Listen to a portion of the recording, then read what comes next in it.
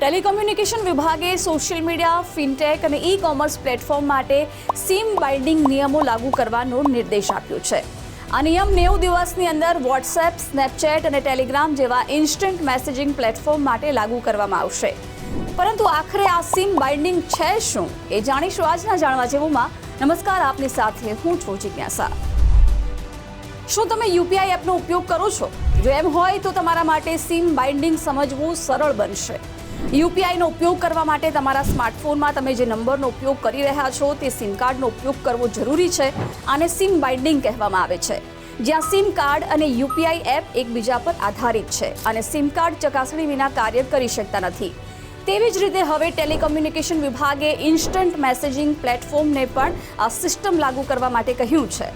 WhatsApp, Snapchat, Telegram વગેરે જેવી instant messaging એપ્સને access કરવા માટે વપરાતો નંબર ડિવાઇસમાં સમાન સિમ કાર્ડ હોવો જરૂરી બનશે. દૂરસંચાર વિભાગે ઇન્સ્ટન્ટ મેસેજિંગ કંપનીઓને જણાવ્યું કે આ સિસ્ટમ આગામી 90 દિવસની અંદર લાગુ થશે. જો મોબાઈલ ઉપકરણમાંથી સિમ કાર્ડ દૂર કરવામાં આવે છે તો તમે તે નંબર સાથે ઉપયોગમાં લેવાતી વોટ્સએપ, સ્નેપચેટ અને ટેલિગ્રામ જેવી એપ્લિકેશનોનો ઉપયોગ નહીં કરી શકો. વધુમાં આ એપ્લિકેશનોના વેબ વર્ઝનમાં દર 6 કલાકે ઓટોમેટિક એકાઉન્ટ લોગઆઉટ થવાની જોગવાઈ પણ છે. વેબ પર એકાઉન્ટનો ઉપયોગ કરવા માટે તમે QR કોડ સ્કેન કરીને 6 કલાક પછી ફરીથી લોગિન કરી શકો છો.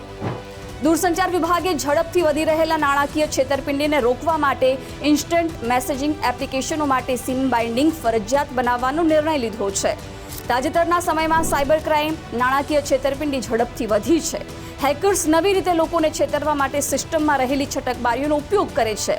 સિમ બાઇન્ડિંગ સિમ સ્વેપિંગ દ્વારા ઇન્સ્ટન્ટ મેસેજિંગ એપ્લિકેશનોની એક્સેસને અટકાવશે અને આમ છેતરપિંડી પર કાબૂ મેળવાશે.